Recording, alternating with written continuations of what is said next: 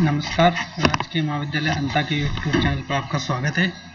आज के इस वीडियो में मैं आपको पढ़ाऊँगा फोटोकेमिस्ट्री प्रकाश रसायन। ये क्या होती है, इसके कुछ क्या क्या है। इसकी शुरुआत के लिए मैं सबसे पहले शुरुआत करूँगा इसकी रासायनिक अभिक्रियाओं के प्रकार। जो रासायनिक अभिक्रियाएँ हैं क्या होती है, रासायनिक अभिक्रिया जिन अणुओं के बंध के टूटने या बनने से उसकी पहचान समाप्त हो जाती है, नए उत्पाद बनते हैं। ये अभिक्रिया मुख्य रूप से इतनी प्रकार की होती है: उष्मा ऊर्जा अभिक्रिया और प्रकाश रासायनिक अभिक्रिया। जो आप अभी तक पढ़कर आए हो उष्मा ऊर्जा अभिक्रिया है, थर्मल रिएक्शन। उनमें क्या ये रासायनिक अभिक्रियाएं जो प्रकाश की अनुपस्थिति में होती है उन्हें उष्मा ऊर्जा या अंधेरे की अदीप्त अभिक्रिया कहते हैं। अतः अभिक्रिया ताप अभिकारक की सांद्रता उत्प्रेरक के द्वारा संपन्न होती है। जैसे कि मैंने अमोनिया का फॉर्मेशन देखा, HI बनाया, PCl5 का डिसोसिएशन किया। इनके गुण: सक्रियण के लिए टक्कर का होना आवश्यक है। इनमें अणुओं का मध्य टक्कर होना जरूरी है। आप लोगों ने जो फर्स्ट ईयर में पढ़ा था, बेसिक फर्स्ट ईयर में केमिकल रासायनिक बल गतिकी, उसमें भी देखा था कि कुछ थ्योरियाँ पढ़ी थी ना, जिसमें टक्कर सिद्धांत, संक्रमणावस्था सिद्धांत वगैरह वगैरह। इनकी दर ताप पर निर्भर करती है। इनके होने पर मुक्त ऊर्जा में कमी होती है। इनकी वे अभिक्रिया संपन्न होती है जिसके दौरान जो मुक्त ऊर्जा उसमें क्या होती है, वो कमी होती है। दूसरी है प्रकाश रासायनिक अभिक्रिया। वे रासायनिक अभिक्रिया वैद्युत चुंबकीय स्पेक्ट्रम के जो अपना दृश्य क्षेत्र है ना, 200 से 800 के मध्य दृश्य पराबैंगनी विकिरणों का अवशोषण संपन्न होती है। जो अपना विजिबल रीजन है, यूवी विजिबल रीजन कितना, 200 से 800 नैनोमीटर के मध्य का, तो उसके मध्य जो रासायनिक अभिक्रिया संपन्न होती है वो प्रकाश रासायनिक अभिक्रिया में आ जाएगी। इनमें सक्रियण ऊर्जा विकिरणों का अवशोषण से प्राप्त होती है। वह किससे मिल रही है, ताप से और टक्कर से। अतः अभिक्रिया की दर ताप पर निर्भर नहीं करती है।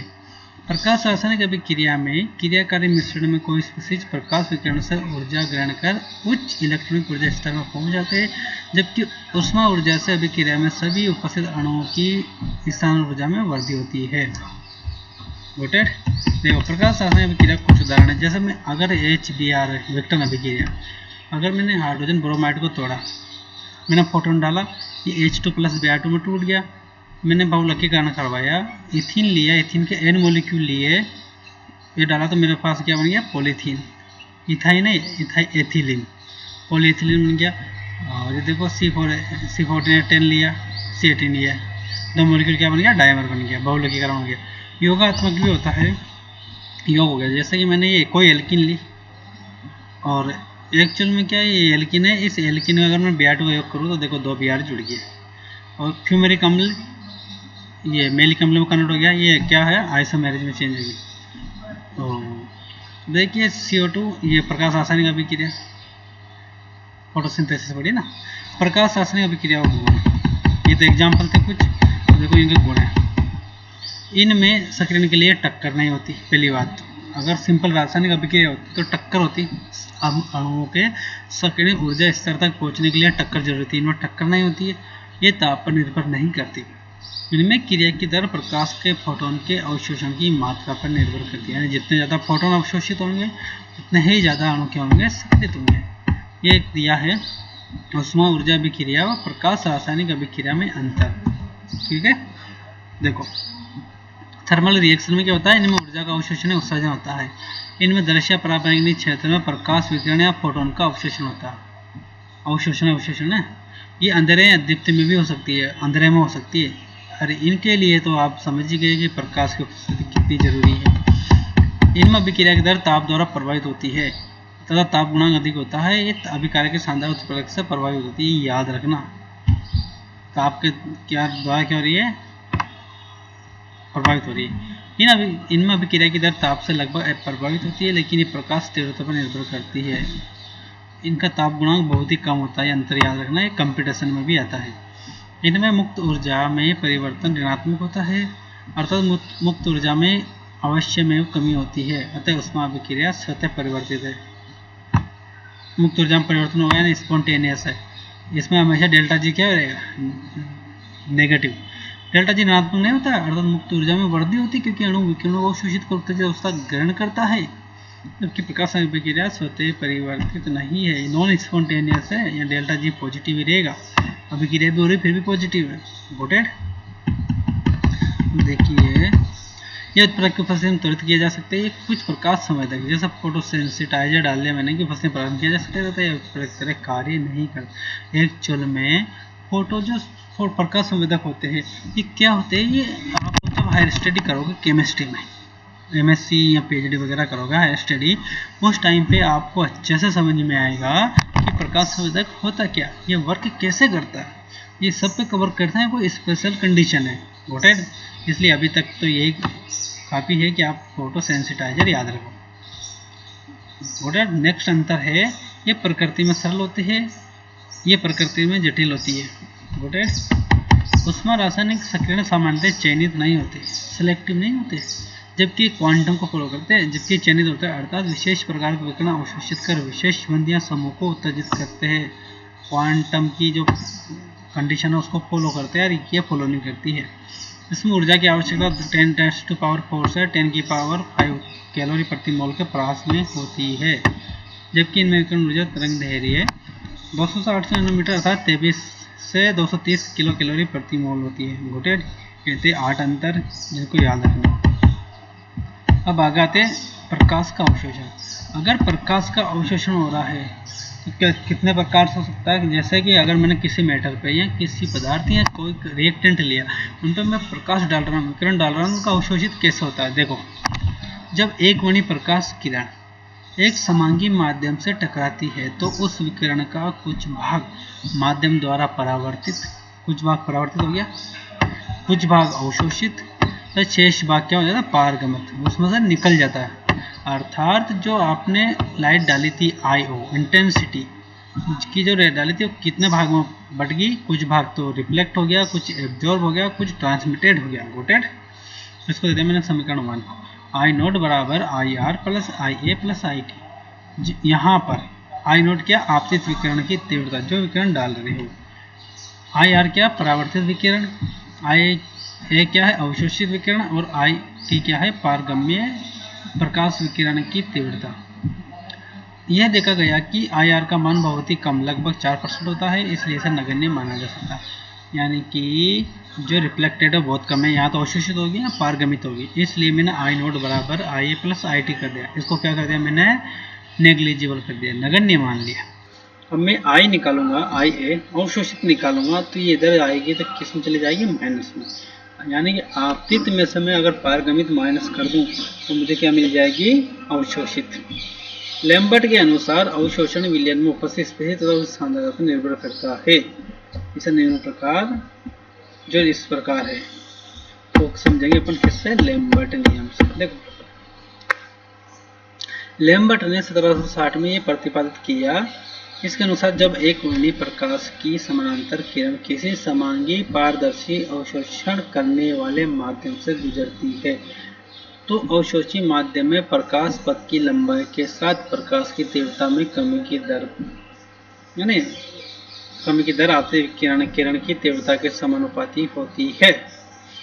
अर्थात एक माध्यम में किसी वस्तु की बराबर मोटाई की परतें हमेशा वस्तु पर गिरने वाला प्रकाश का बराबर भाग अवशोषित करती है।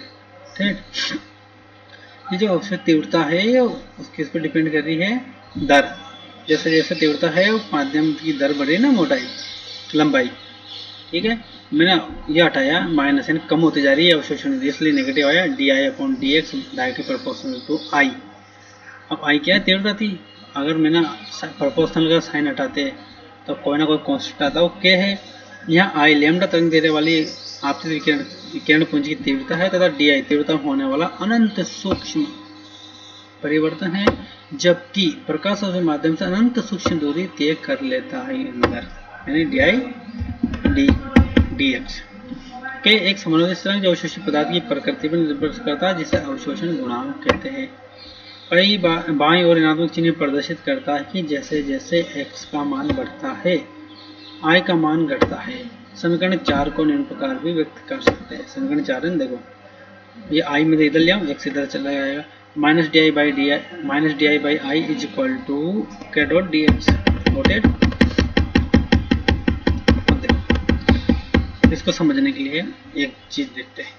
ये मैंने सैंपल लिया, जो सैंपल नली है या पात्र जो भी कहते हैं उसमें लिया, इसमें कोई जो प्रकाश अवशोषी पदार्थ भरा हुआ है, इसमें मैंने आई नोड तीव्रता की जो आपतित किरण है जिसकी तीव्रता आई नोड है वो डालते इसका कुछ पार्ट आई आर क्या हो गया, रिफ्लेक्ट हो गया, बाकी आई एक तीव्रता अवशोषित हो गई और बाहर क्या निकल गई, आई टी। तो यहाँ x बराबर 0 पर जो i है, ये समीकरण है ना, समीकरण, इसका मैंने क्या कर दिया, समाकलन कर दिया। अब लिमिट कहाँ से कहाँ तक, देखो x बराबर 0, जब यह दूरी यहाँ से यहाँ तक की x है, यहाँ जब शुरुआत में आपसे तो यहाँ x कितना 0, तो अभी तो ये किरण डाली है, तो यहाँ कोई भी अवशोषण होगा क्या, रिफ्लेक्ट होगा नहीं होगा ना शुरुआत में। तो x बराबर 0 पे i बराबर क्या है, आई नॉट, तथा x बराबर x पे यहाँ तक दूरी पे i बराबर क्या हो गया, आई टी। बस ये बचा, समाकलन कर दिया, तो i बराबर 0 से i बराबर t तक और 0 से x तक समाकलन किया। तो जानते हो ना, डी आई तो ln हो गया x बराबर 0 से x बराबर t तक, तो ऐसा समाकलन क्या होगा, ln I naught upon I T, noted, और बराबर के एक्स, ये अगर मैंने इधर भेजा ln हटाया तो ये क्या कहता है, एक्सपोनेंशियल की पावर में चला गया, तो आई नोट बराबर आई टी बराबर डॉट ये आ गया, मैंने आई टी किया तो ये माइनस में चला जाएगा। समीकरण 6 से ln को मैंने लॉग की पावर 10 में लॉग के बेस 10 में कन्वर्ट किया, तो मैंने लॉग में कन्वर्ट किया, तो आगे किसका मल्टीप्लाई करेंगे, 2.303 का, समीकरण आ गया 7, तो ये बन गई x, 2.3 इधर भेजा तो ये बन गया नया कांस्टेंट के डैश के बाई 2.303 को ये समीकरण 8 से बना दिया। यहाँ आई नोट बराबर आई टी डॉट 10 के डैश एक्स, यहाँ आई टी बराबर आई नोट, ये 10 हो गया ना, बेस 10 चल रही है। यहाँ पर के डैश दूसरे जिसका विलोपन गुणांक या विलोपन गुणांक कहते हैं।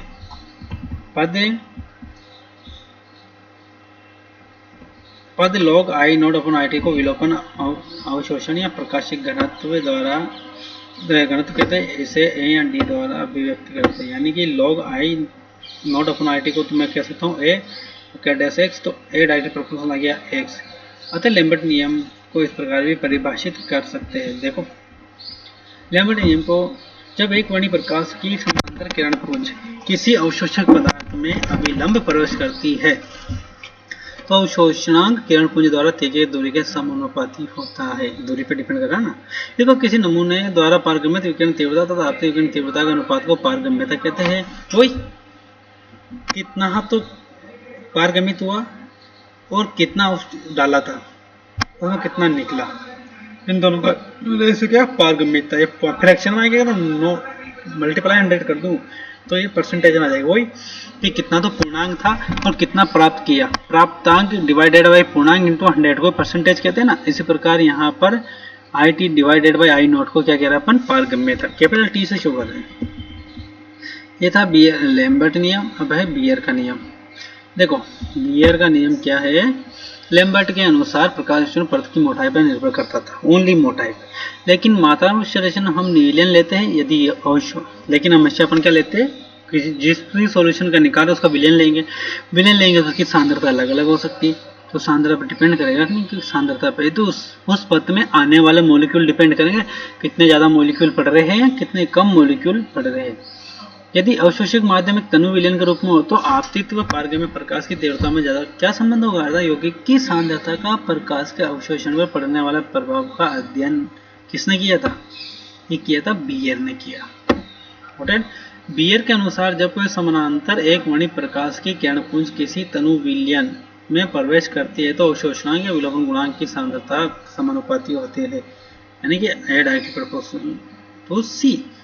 ए तो ये था केडेस सी, यहाँ सी विलयन की सांद्रता केडेस समानुपाती स्थिरांक है जो विलयन के तरंग दैर्ध्य प्रकृति विलयन की पथ की मोटाई पर निर्भर करता है।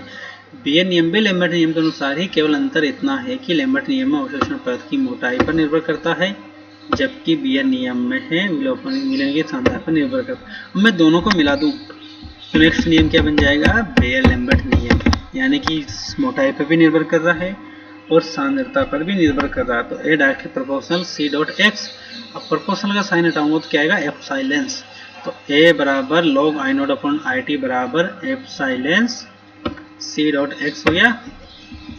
जहाँ एप्सिलॉन एक नियतांक है जिससे आणविक मोलर विलोपन गुणांक या मोलर विलोपन गुणांक, मोलर एक्सटिंक्शन कोफिशिएंट या ग्राम अणु अवशोषण क्षमता, मोलर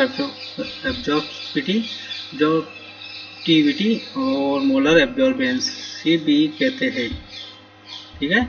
यदि C बराबर, मैंने डेफिनेशन निकाल रहा है, यदि मैं जो विलियम सांद्रता क्या होती है कितनी कर दूँ, कितनी ले लूँ, C बराबर 1 यानी यूनिट ग्राम अणु प्रति लीटर व x बराबर 1 सेंटीमीटर हो तो समीकरण जो 14 थी वो क्या हो जाएगी, एप्सिलॉन A बराबर एप्सिलॉन।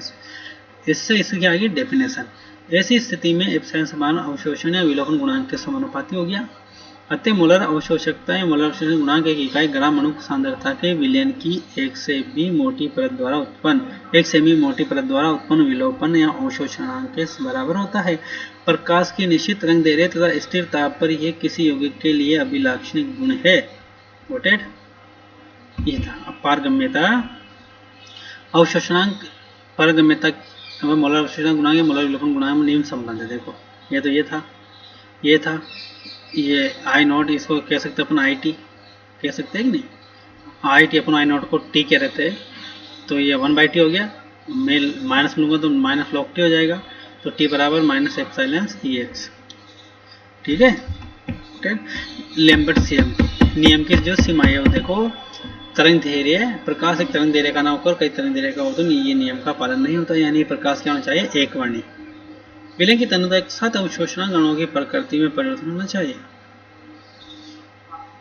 यानी संगुणन, आयनन, वियोजन वगैरह वगैरह कुछ भी ना होना चाहिए। विलोपन का स्कंदन नहीं होना चाहिए। विलोपन मान ताप पर निर्भर करता है, ताप स्थिर होना चाहिए। इस नियम का पालन तनु विलयन के लिए होता है। तो विलयन की सांद्रता इतनी भी ज्यादा नहीं होनी चाहिए कि यह नियम ही लागू नहीं हो। इससे आगे का पढ़ेंगे अपन नेक्स्ट वीडियो में। धन्यवाद।